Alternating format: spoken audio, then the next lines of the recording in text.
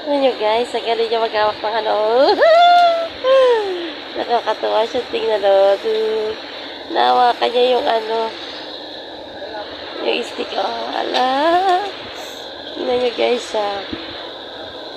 Ala. Ang alaga kong puting. Ala, ang kulit. Oh.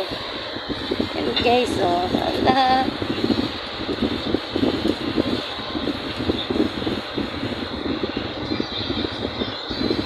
Yan yung kapatid niya. Ala, doon. Nagkagala to sa kapatid. Ala.